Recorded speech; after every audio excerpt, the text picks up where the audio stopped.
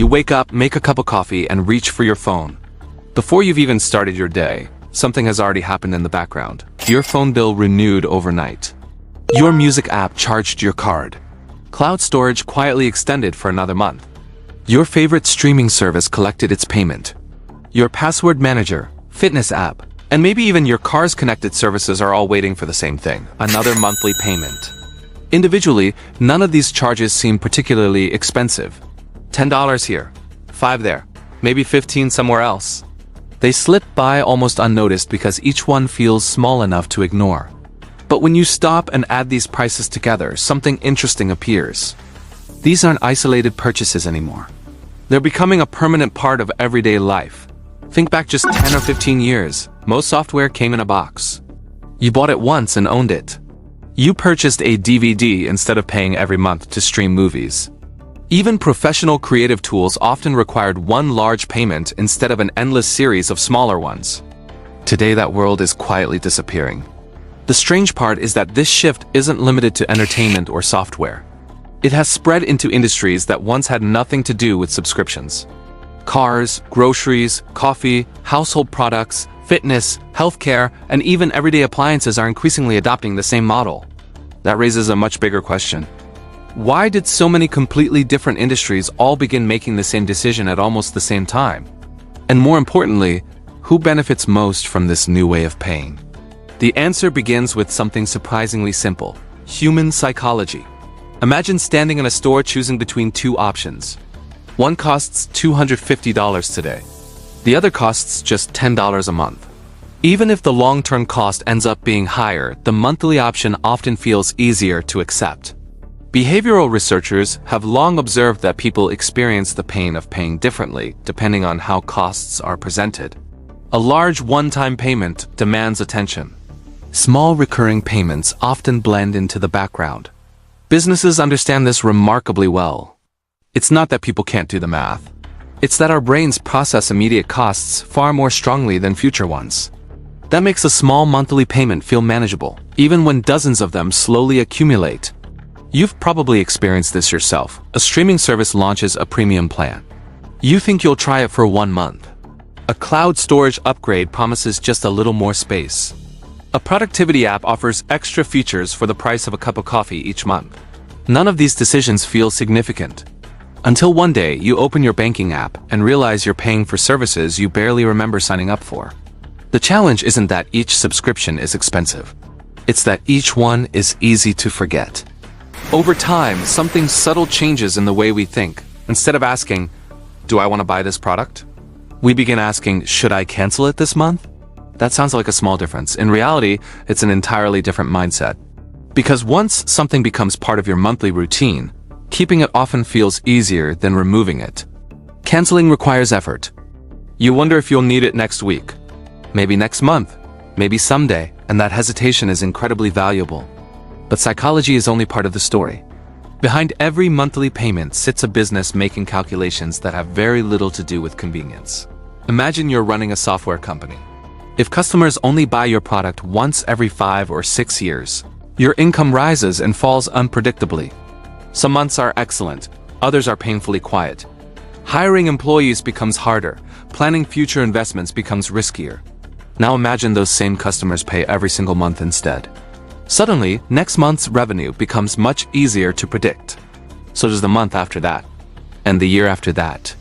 For investors, predictable income is incredibly attractive. Public companies frequently highlight recurring revenue because it offers greater visibility into future cash flow. Stable income often signals a more resilient business.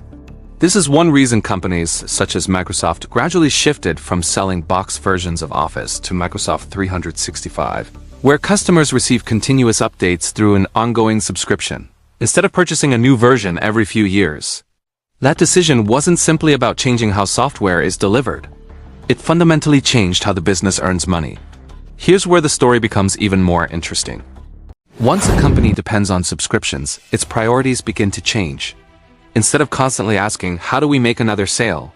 the question becomes, "How do we keep this customer subscribed?" That subtle shift influences everything.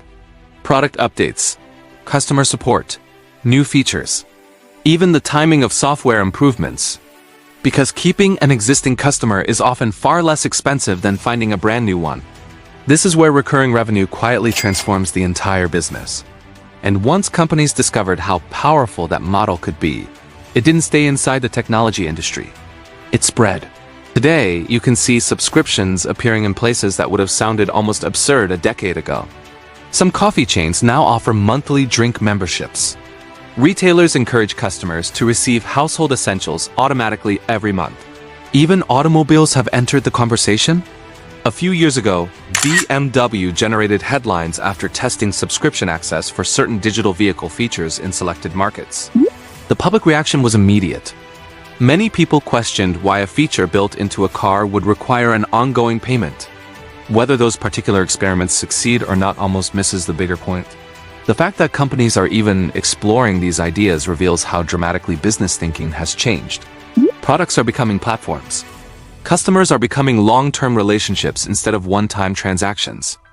Imagine a family receiving regular deliveries of groceries, vitamins, razor blades, and coffee without placing a single new order. Every month, products simply arrive. For consumers, that's convenient. For businesses, it's something even more valuable: predictability. But subscriptions aren't successful simply because they generate steady income. They also generate information. Every click, every login, every cancellation, every skipped month teaches companies something about customer behavior. Take Netflix. Millions of viewers around the world watch different shows every day.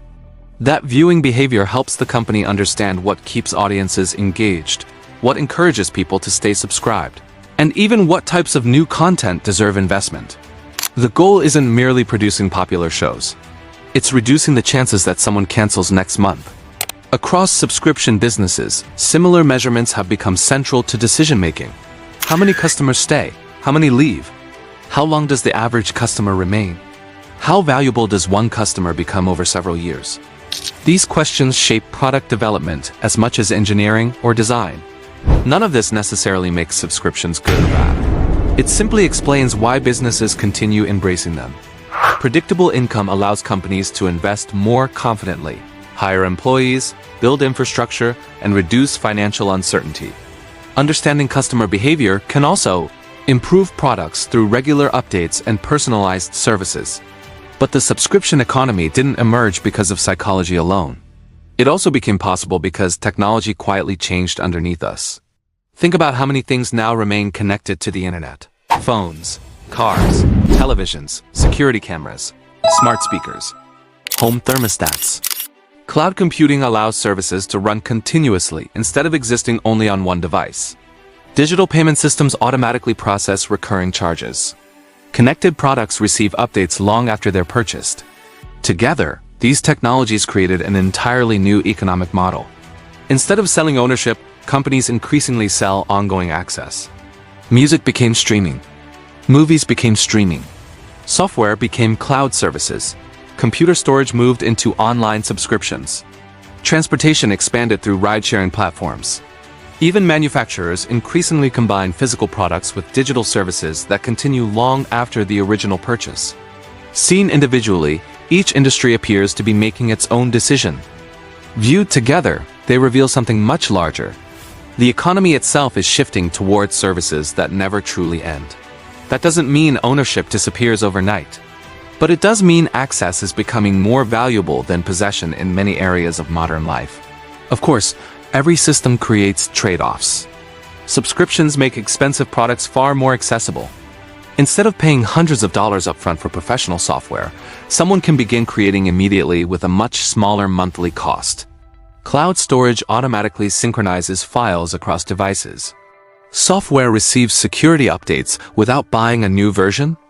Streaming services place enormous libraries of entertainment within reach for a fraction of what physical collections once cost. These are genuine benefits. At the same time, recurring payments can quietly reshape long-term spending. A family subscribing to several streaming platforms, cloud services, music apps, gaming memberships, fitness programs, and productivity tools may eventually spend far more over the years than they initially imagined. Sometimes canceling isn't as straightforward as signing up. Consumer organizations regularly encourage people to review recurring payments because forgotten subscriptions have become surprisingly common. Convenience, after all, has a hidden side.